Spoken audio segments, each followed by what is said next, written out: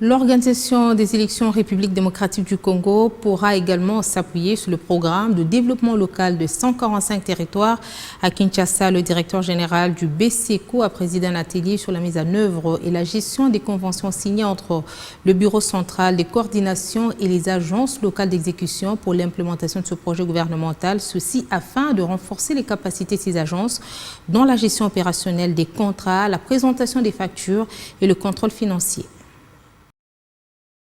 C'est pour renforcer les capacités des agences locales d'exécution dans la mise en œuvre et la gestion de conventions signées avec le Bureau central de coordination que cet atelier a été organisé. Cette activité intervient 6 jours après la signature de conventions par ces agences qui auront la charge de construire et réhabiliter 189 écoles et 124 centres de santé à travers le 48 territoires d'intervention du BCECO. Après cette séance de renforcement de capacités, ces agences pourront se déployer sur le terrain pour démarrer le travail, a déclaré le directeur général du BCECO, Jean-Mabi Moulumba. Il est question aussi justement de les aider à maîtriser les procédures de passation des marchés dans le cadre de cette sous-traitance. Après cet atelier, je pense que nous avons déjà commencé à payer les avances de démarrage des travaux. À partir de la semaine du 29 août, les ailes vont se déployer sur le terrain pour lancer les travaux dans les 48 territoires d'intervention du BCECO.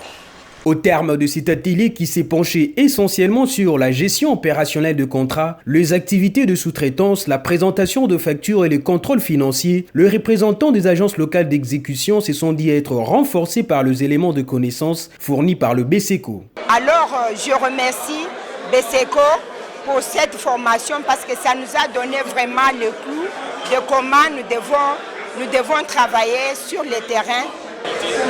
Si, je l'estime bien parce que nous avions été éclairés sur les procédures prévues par le BCECO et je l'estime bien que ça sera transparent.